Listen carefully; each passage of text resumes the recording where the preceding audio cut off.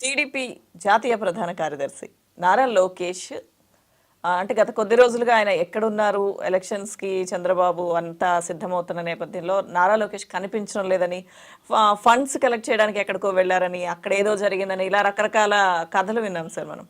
ఇప్పుడు నారా లోకేష్ ఎక్కడికి వెళ్ళలేదు, ఇక్కడే ఉన్నారు అని చెప్తున్నారు. సో అసలు లోకేష్ ఎక్కడికి వెళ్ళినట్టు ఎన్ని రోజులు? అది నన్ను అడిగితే నాకేం తెలుస్తుందమ్మా. లోకేష్ చెప్పాలి.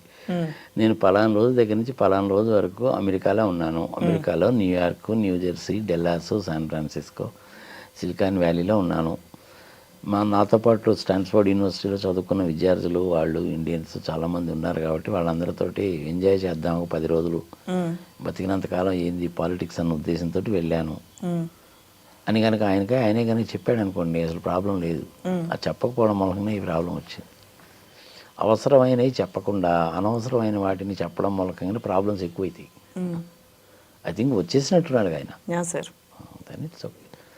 మోస్ట్ ప్రాబ్లీ ఆ 2-3 ఆబ్జెక్టివ్స్ తోటి వెళ్ళి ఉంటానమ్మా. మనం కూడా ఇంతకుముందు వీడియోలు చేసినట్టు చెప్పుకున్నాం కదా. ఆయన అరెస్ట్ చేసేసారంట, జైల్లో ఉన్నాడంట, అది ఇది సంగతి సంవత్సరం అట్లాంటివన్నీ ఏమీ జరగవు. వాడు ఫ్రెండ్స్ని కలవడానికి వెళ్ళి ఉంటాడు, విహారయాత్ర కోసం వెళ్ళి ఉంటాడు. విహారయాత్రకి అంటే భార్యతో వెళ్ళలేదు కాబట్టి ఒక్కడే వెళ్ళాడంటే ఫ్రెండ్స్ని కలవడానికి వెళ్ళి ఉంటాడు. పనిలో పనిగా ఏంటంటే ఎలక్షన్స్ వస్తున్నాయి కాబట్టి పార్టీ డొనేషన్లు కూడా అడగడానికి వెళ్ళి ఉంటాడు. అంతవరకే, అంతేగాని అరెస్ట్ చేయడాలు ఏం జరగలేదు.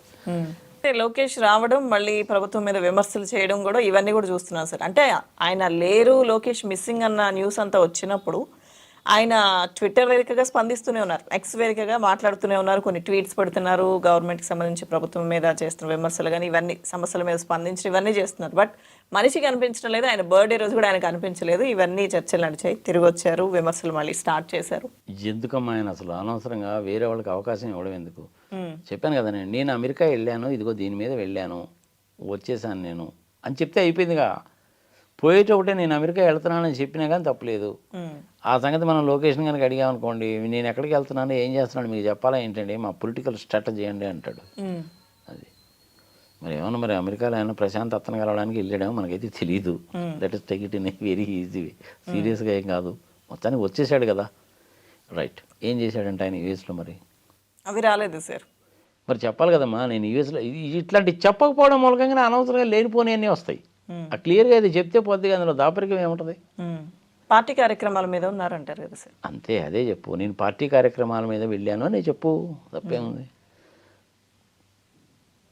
ఇంతకుముందు ఏమన్నాడు తెలిసిన ఒకసారి యూఎస్ వెళ్ళినప్పుడు, సార్ ఇక్కడ మీ అందరూ ఉత్సాహం చూస్తుంటే మనం కనుక పోటీ చేస్తే అమెరికాకి ప్రెసిడెంట్ అయిపోయేటట్టున్నాం అన్నాడు.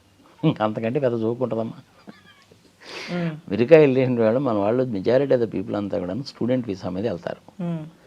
స్టూడెంట్ వీసా మీద వెళ్ళిన తర్వాత 2 ఏళ్ళు చదువుకుంటారు, ఇంకొక 3 ఏళ్ళు పిహెచ్డీ కోసం రిజిస్ట్రేషన్ కూడా చేసుకుంటారు. కొంతమంది 2 ఏళ్ల తర్వాత ఉద్యోగాలు చేసుకుంటారు. అదేమైందంటే 5 ఇయర్స్ వరకు ఇట్ ఇస్ ఓకే, ఇంకొక 2 ఇయర్స్ వరకు కూడా పార్ట్ టైం జాబ్ కూడా చేసుకోవచ్చు కాబట్టి చేసుకుంటారు. ఇక 5 ఇయర్స్ పోయిన తర్వాత ఎక్కడో చోట కంపెనీస్లో రోల్స్లో పర్మనెంట్గా ఉండడం, వాడు ఏదైనా సొంత వ్యాపారం చేసుకోవడం మొదలు పెడతాడు. దాని తర్వాత గ్రీన్ కార్డ్ వస్తుంది. గ్రీన్ కార్డ్ తర్వాత వాడికి సిటిజన్షిప్ వస్తుంది. అది రావాలంటే 15 ఏళ్ళు పట్టుద్ది అనుకో, 15-20 ఏళ్ళు పట్టుద్ది. That is a different task. అదే క్లియర్గా చెప్తే పోద్దిగా. పార్టీ కార్యక్రమాల మీద కూడా వెళ్ళాను, విహారయాత్రకి వెళ్ళాను, మా ఫ్రెండ్స్ని కలవడానికి చాలామంది అక్కడ ఉన్నారు కాబట్టి వాళ్ళ కోసం వెళ్ళాను, 10 రోజులు ఉన్నాను, ఇవ్వాలే వచ్చాను. కొంతమంది నాకు డొనేషన్స్ కూడా ఇచ్చారు. చెప్పు, నువ్వు తప్పే ఉంది. నువ్వు డొనేషన్స్ ఇచ్చారంటే ఎన్ని లక్షలు ఇచ్చారో చెప్పు. ఇదిగో నాకు ఒక $10 లక్షల డొనేషన్ ఇచ్చారండి చెప్పు, తప్పే ఉంది అందులో. పొలిటికల్ పార్టీస్కి అందరూ డొనేషన్ ఇస్తారు, నువ్వు అడగచ్చు, వాళ్ళు ఇస్తారు, తప్పే ఉంది అందులో. అదే చెప్తే పోద్ది. అది చెప్పకపోవడం మూలంగా ఈ స్పెక్యులేషన్లు వస్తాయి. ఇంతకుముందు కూడాను 27 కోట్లు తెలుగుదేశం పార్టీకి వచ్చినాయి కదా, ఇది 371 కోట్లకు సంబంధించిన దాంట్లో. ఇప్పుడు అట్లాంటి అనుమానాలన్నీ వస్తాయన్నమాట జనాలకి.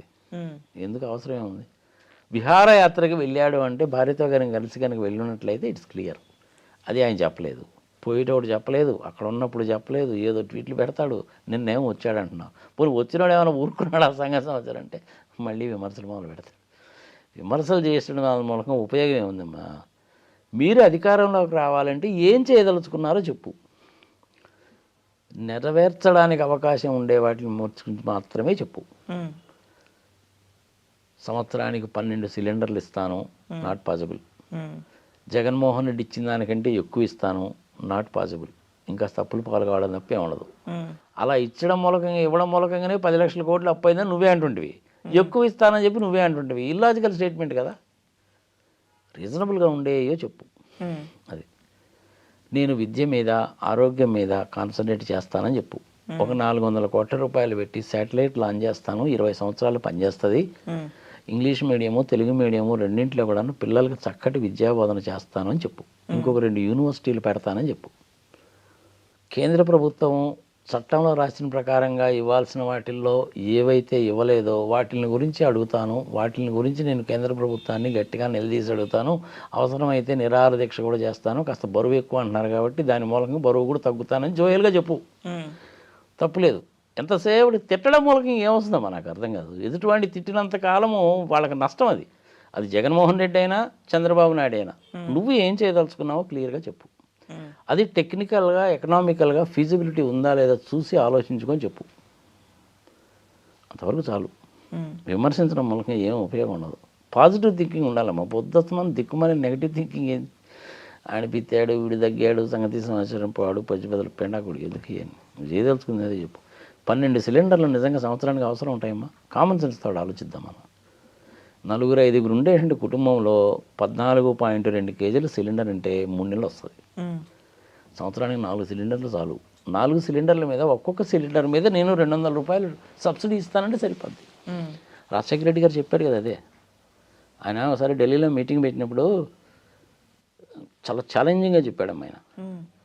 ఆంధ్రప్రదేశ్లో కంబైన్డ్ ఆంధ్రప్రదేశ్ అప్పుడు ప్రతి ఒక్క కుటుంబానికి కూడా నేను ఎంతో కొంత మేలు చేశాను అంటే మధ్యలో ఎవడో ఈ లోకేష్ బాబు లాంటి వాడు, పవన్ కళ్యాణ్ లాంటి వాడు ఉంటారుగా, వాళ్ళు వేసి అన్నారు మా కుటుంబానికి ఏం రాలేదండి అన్నట్ట. మీ నేటివ్ ప్లేస్ ఎక్కడ అంటే మా నేటివ్ ప్లేస్ హైదరాబాద్ అండి. మీ పేరెంట్స్ ఎక్కడ ఉంటారు? హైదరాబాద్లోనే ఉంటారండి. అడగండి సిలిండర్ మీద 50 రూపాయలు సబ్సిడీ ఉందో లేదో. చేయి, ఫోన్ చేసి కనుక్కో ఇప్పుడే. దెన్ అండ్ దేర్ కనుక్కొని చెప్పాడు. అవునండి 50 రూపాయల సిలిండర్ తగ్గుతుందంటండి అని. అట్లా దమ్ముగా ధైర్యంగా చెప్పాలి అని కూడాను. జగన్మోహన్ రెడ్డి అయినా సరే కాక లోకేష్ అయినా సరే ఏదో కామెంట్ చేస్తే ఎట్ట కుదురుతుంది? కుదరదుగా.